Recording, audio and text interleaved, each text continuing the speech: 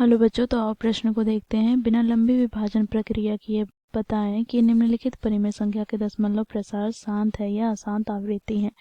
तो बच्चों यहाँ पर हमें परिमेय संख्या दिया गया है 13/3125। तो इस प्रश्न की मुख्य अवधारणा की बात करें तो बच्चों यहाँ पर हम परिमेय संख्या की बात करेंगे। तो वैसी संख्या जो p/q के रूप में लिखी जा सकती है जहाँ पर q 0 के बराबर ना हो तथा p व q दोनों ही पूर्णांक हो, तो वह संख्या को हम परिमेय संख्या कहते हैं। अब बच्चों देखो, परिमेय संख्या के हर अर्थात q का हम अभाज्य गुणनखंड करें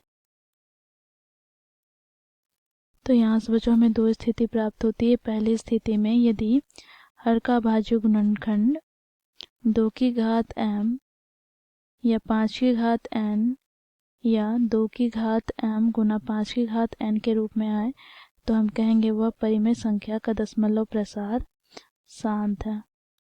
यदि इसके अतिरिक्त अर्थात दूसरी स्थिति में 2 की घात m 5 की घात n या 2 की घात m गुना 5 की घात n के अतिरिक्त कोई संख्या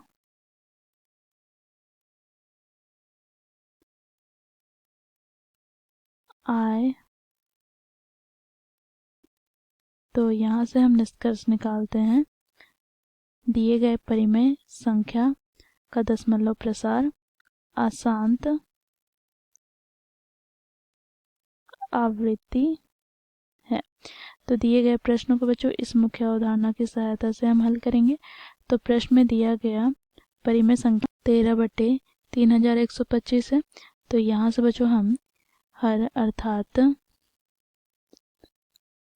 3125 का अभाज्य गुणनखंड करते हैं। तो देखो यहाँ पर 3125। तो बच्चों देखो, छोटी से छोटी अभाज्य संख्या जो इससे विभाजित हो जाए वो क्या होगी? 5। तो यहाँ से बच्चों देखो, 5 छक 30, 1 बच गया तो 5 दूनी 10, 2 बच गया तो 5 बचे 25। पुनः यह 5 से विभाजित होगी तो 5 का 5, यहाँ पर 1 बच गया, 5 दूनी 10, यहाँ पर 2 बच गया, 5 बचे 25। पुनः यह 5 से विभाजित होगी तो दूनी 10, 2 बच गया तो 5 बचे 25। पुनः यह 5 से विभाजित होगी तो 5 बचे 25।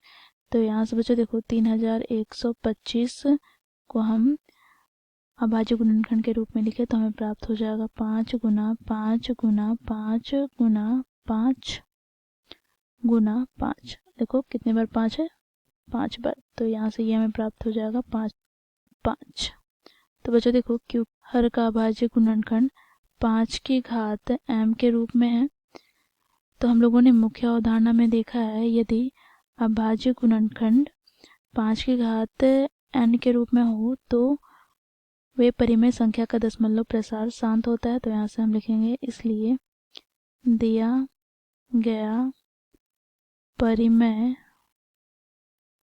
संख्या अर्थात 13/3125 का दशमलव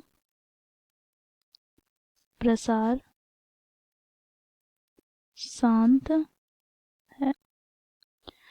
तो दिए गए प्रश्न को बच्चों मुख्य अवधारणा की सहायता से इस प्रकार हम लोगों ने हल किया।